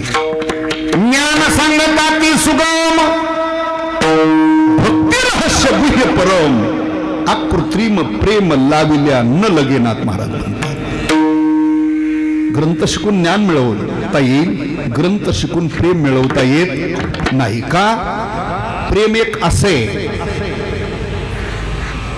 ते देवाकडच का मागितलं महाराजांनी त्याचं कारण आहे प्रेम देवाकडच आहे. कारण भगवान स्वतः म्हणतात मी नाही म्हणत. भगवान म्हणतात अर्जुना जो जो माझ्याकडे येणारा भक्त आहे ज्याने जे जे मागितलं त्याला मी ते दिलं. कुणी मोक्षाची इच्छा केली कुणी स्वर्गाची इच्छा केली कुणी भौतिक विश्वातल्या भोगाची इच्छा केली. अर्जुना ज्याने जे जे मागितलं मी त्याला ते दिलं. पण जे साजूक प्रेम सुखी कसलं साजूक प्रेम सुखी अर्जुना ती मी माझ्या खऱ्या भक्ता करता जतन करून ठेवले. सप्रेमाला लागी ठेवले जतन भगवान म्हणतात. त्या खऱ्या भक्ता करता मी काय करून ठेवलंय ते प्रेम जतन करून ठेवलंय खऱ्या भक्ता करता. बाकीच्यांना जे जे मागितलं ते दिलं पण खऱ्या भक्ता करता साजूक प्रेम सुख ती मी जतन करून ठेवलं. कशाप्रमाणे सांगतो.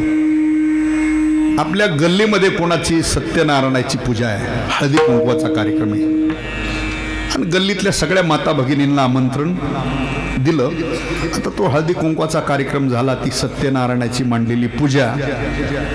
तिथं दर्शनाला गेल्यानंतर प्रत्येकाच्या हातावर ते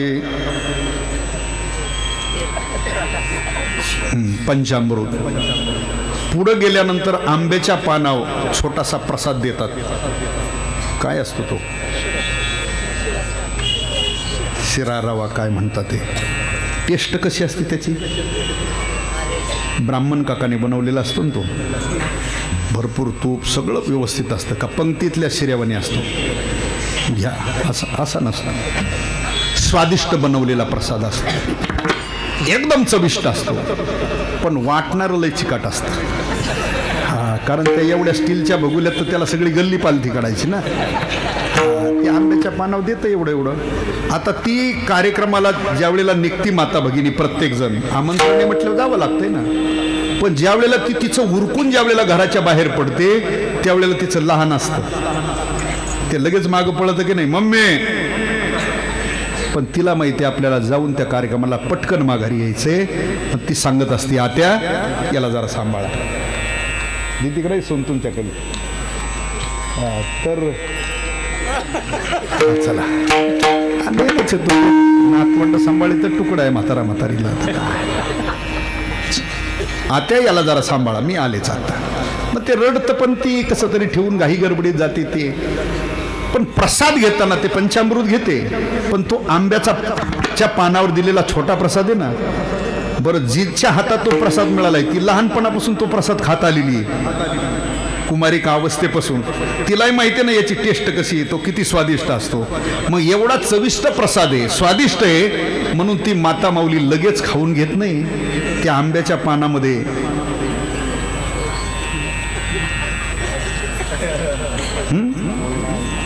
पूर्वीचं सांगतोय, या जुन्या थकेल म्हाताऱ्या काही बांधून आणायचे असले तर मावशी कशात आणायचे तुम्ही? हां, आता नाही, आता ती बघला ती कातडीची पिशवी असते, त्याच्यामुळं आता काय पदरात बांधायची काही गरज नाही. कलीचा प्रभाव आहे ना तो. चला ऐका कशा करता सांगतोय. तो स्वादिष्ट प्रसाद आंब्याच्या पानावर दिलेला ते त्याच्यातच मुडपून पदरात बांधून म्हणा किंवा कशात ती माऊली जतन करून आणते. कोणाकरता?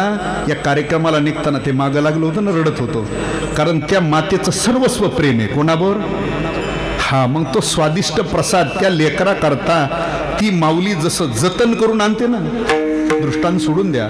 तसं भगवान म्हणतात अर्जुना, ज्याने जे जे मागितलं मी त्याला ते दिलं, पण जो माझा निश्चिम भक्त आहे अर्जुना त्याच्या करता मी जे साजूक प्रेम सुखे कसलं, हा तिने जतन करून त्या भक्ता करता ठेवलंय. याचा अर्थ प्रेम कोणाकडे? देह भाव जाय जेणे न धरावे मनी शुद्धी देश काळाची. प्रेम हे देवाने दिलं तरच मिळतं, अन्यथा मिळत नाही. ती वारी आणि अचानक वडील गेले. आता वारी आली कोणाकडं, आणि आई सांगत असते 6 महिने आषाढी वारी. पण आई रोज सांगते त्याला, अरे आपली 4 पिढीची परंपरा कधी खंडित झाली? म्हणजे पंजोबा करत होते वारी, आजोबांनी आयुष्यभर केली, तुझ्या वडिलांनी वारी केली, आता ते गेले म्हणजे तुला वारी करणंच.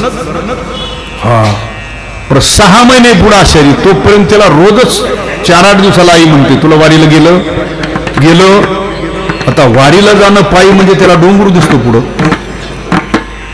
काय करावं, पण रोजच ना ते आईचं. आता प्रस्थान जवळ आलं 15 दिवस, मग त्यालाही माहिती आता हे रोजच 6 महिने म्हटलं गेलंच. मग ते त्याच्या मापातलंच 1-2 गाभोळी गडी शोधत, मग परिसरातली किंवा गावातली कुठली दिंडी असली निघतात त्या दिंडीमध्ये. पण त्याला काही भजनाचं घेणं, पालखी कुठं थांबली, आरती झाली का नाही, भजन कोणचं चाललंय काही घेणं. पर पत्रिका हातात असते, ठेपे माहीत असतात. एकदा सकाळी केला नाश्ता, ते गप्पा मारीत गावची उचापती करीत का होईना, पण दुपारच्या ठेप्याला जाऊन अगोदर दिंडीच्या बसतात. जेवलं की पुढे हालतात, पापाचे कळप. हा, त्याला काय दिंडीचं भजनाचं काही, पण त्याला माहिती आता हे केलं पाहिजे. दशमीला एकदा वाखरीहून ती गेलं का ते जोडीदार म्हणतो आता चला झाली बाबा कशी तरी काय. अरे ते बाकीचे म्हणतात अरे एकादशीचा, आषाढी एकादशीचा एवढा मोठा पर्व काढायला आजच कुठं जातो संध्याकाळी, उद्या थांबू. बळच थांबतो. ती आता भयान गर्दी, कधी कधी पाऊस आला तर गैरसोय बी होती, त्याला विलाज. पण हाडाचा वारकरी काही प्रसंग आला तर तो अर्ध्यातून येत, पण हे गाभोळे गडी व्यवस्था चांगली पाहिजे. नाही तर मग एकादशी दिवशी तो म्हणतो अरे आता तरी चल बाबा, झाली ना आज एकादशी, मला तिथं उभं सुटलंय भाऊ काय, आणि बाकीच्याला काही आडवं सुटत का. पण जोडीदार काही असतात त्या दिंडीतले गावातले काही नियमाचे वारकरी, अरे उद्या द्वादशीचं पारणं सोडून तरी तो जोडीदाराला म्हणतो अरे चल तुम्हाला रस्त्याने पारणं घालतो, पण इथून चल. म्हणजे वारी केली खरी, आणि त्याला माहिती भाऊ आता वारीहून माघाऱ्याला म्हणजे पुन्हा काही वर्षभर हे कुठाना, म्हणजे वारी केली पण प्रेम आहे का. तशी काही काही माणसं पूजाही करतात, त्याला माहिती ही पूजा करून एकदा देव धुवून गंध लावून त्यांना त्याच्याशिवाय चहा नाश्ता घरचे देत, म्हणून नाविलाज तरी स्नान झालं की त्याला तो डोंगर दिसतो. सेवा म्हणून पूजितो या देवा. महाराजांचं प्रमाण आहे ना, सहज परंपरेने सेवा होती म्हणून ही देवाची मी पूजा, नाही तर तशी इच्छा नाही. म्हणजे इच्छा नाही, पण त्याला माहिती हे देव धुवून गंध लावून अगरबत्ती ओवळल्याशिवाय चहा नाश्ता भेटत. म्हणजे प्रेम आहे का, नीट आहे का. मग त्याने देव धुतले काय आणि भांडे घासणाऱ्यांनी भांडे घासले काय, तिला माहिती. एवढा एक दिगोरा घासून पुसून बरोबर, मग त्याने देव धुतले काय आणि भांडे घासणाऱ्यांनी भांडे घासले काही फरक काही नाही. तुम्ही परमार्थातलं जे जे कर्म करता, पण ते कर्म करत असताना, ते साधना करीत असताना त्याच्यात काय पाहिजे, प्रेम महत्वाचं आहे. म्हणून प्रेमाची मागणी केली का. प्रेम इतर ठिकाणी कुठे भेटत नाही, प्रेमाशिवाय परमार्थातली साधना फलद्रूप होत नाही.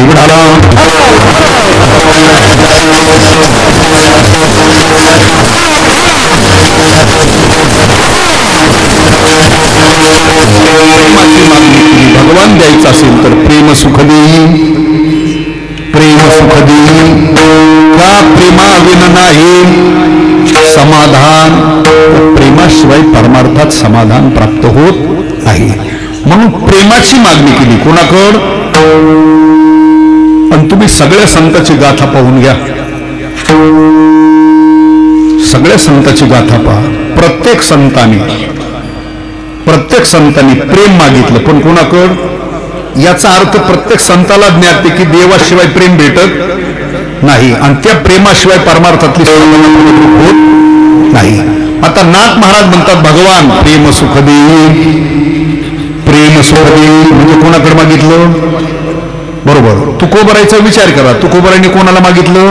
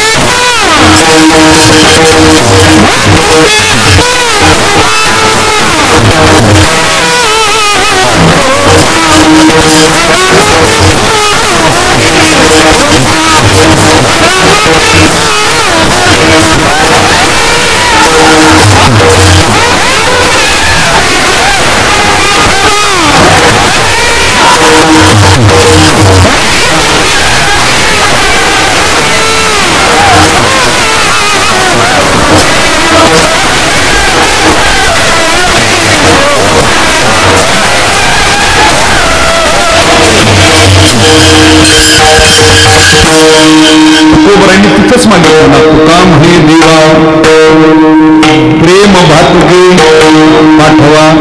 नामदेवरायची प्रमाण ज्ञानोबरायची प्रत्येक संतांची पहा. प्रत्येक संतांनी प्रेम मागितलं कोणाकड, भगवंताकडेच मागितलं. भगवंताशिवाय भेटत नाही, त्याच्याशिवाय परमार्थातली साधना होत नाही. म्हणून म्हटलं प्रेम सुख देई, प्रेम सुख देई प्रेमाविन नाही समाधान. बघा भक्ती आणि प्रेम हे महत्वाचं आहे. बरं, भक्ती आणि प्रेम महत्वाचं आहे. पण ते जर नसेल, भक्ती आणि प्रेम नसेल, आणि ज्ञान कितीही मिळवलं, ज्ञान मिळवलेलं ज्ञान आणि जीवनामध्ये भक्ती आणि प्रेम नसेल तर ते मिळवलेलं ज्ञान कशाप्रमाणे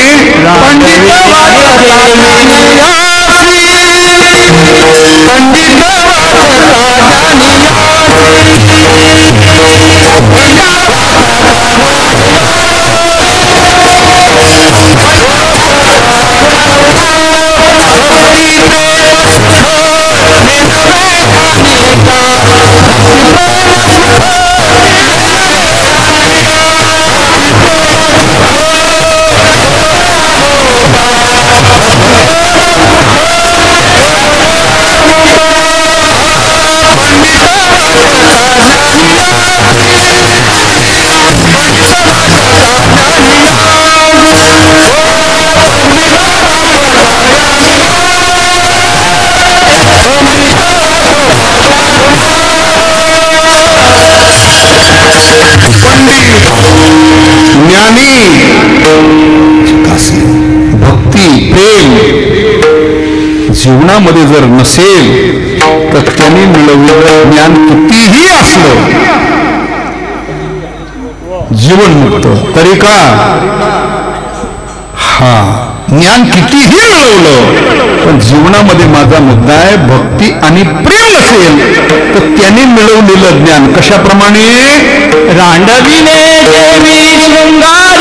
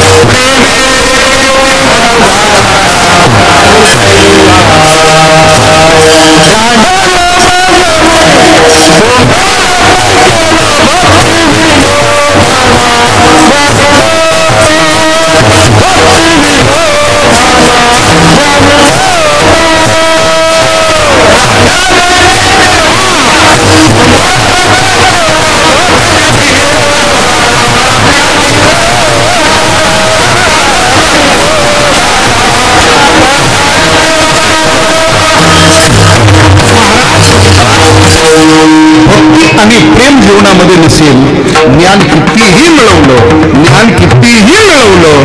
तर त्याने मिळवलेलं ज्ञान कशाप्रमाणे महाराज म्हणतात रांडविनी जिरी त्या विना प्रेमी विन झाला ज्ञानी कैसा रांडविनी जिरी शृंगार प्रेमी विन झाला ज्ञानी सा बघा स्त्री म्हटलं की तिचा मुख्य अलंकार आहे कोणता गळ्यात आणि कपाळाला हा मुख्य अलंकार आहे बाकीचे अलंकार असले तरी चालतात आणि नसले तरी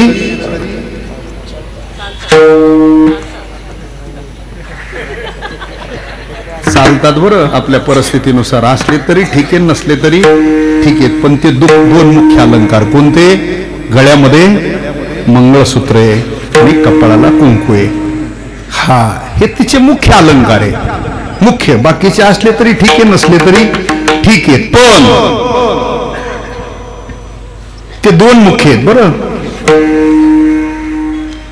पण एखादीने सगळे अलंकार अंगावर परिधारण केले काय नवीन आता जेवढे निघाले असतील चंदू काकाने जेवढे काढले असतील हा जेवढे काढलेले असतील ना नवीन पायापासून ते हा काय काय असतील चपला हार बुटाडे हार सँडल हार काय असतील किलो 2 किलो 10-5 किलोचे अलंकार सगळे अंगावर परिधारण केले पण मंगळसूत्र घातलं आणि कुंकू लावलं हाय त्या अलंकाराला शोभा नाही ना शोभा मुख्य अलंकार नसेल तसंच हे ज्ञान किती मिळवलं किती पदव्या मिळवल्या किती मोठी डिग्री प्राप्त केली पण जीवनामध्ये भक्ती प्रेम नसेल तर त्याला किंमत तसंच हे सिद्धांत रांडविनी जीवी शृंगार पै केला प्रेमे विन झाला ज्ञानी म्हणून प्रेम सुखदी प्रेमा बिन नाही. भजन करा सगळे.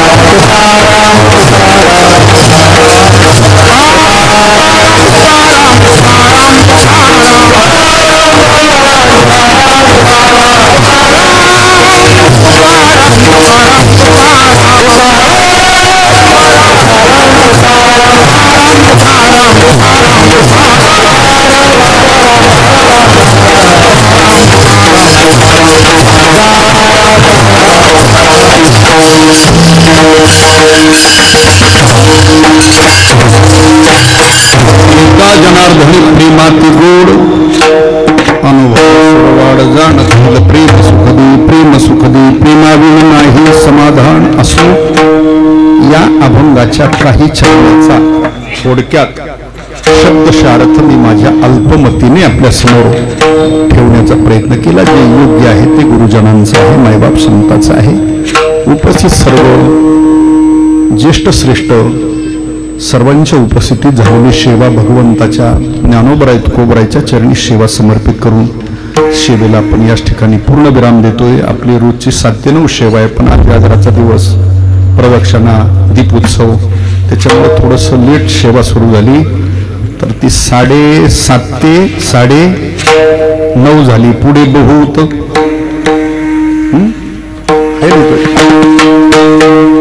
लगेच असतं जेवण येतं, त्याला वेळ करणं बरं नाही. म्हणून सेवा आपण इथंच थांबवतोय. नेम म्हणून थोडक्यात शॉर्टकट भैरवीची चाल होईल.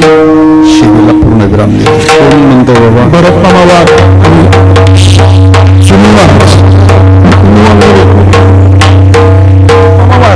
मला जायला